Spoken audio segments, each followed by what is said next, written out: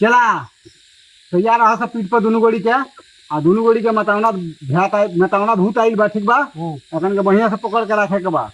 ठीक बा, बड़ा के सीधा कर, बड़ा के सीधा कर, बड़ा के सीधा कर, पकड़ के सीधा कर, मुंह ऊपर कर, लाओ से रखले रहो।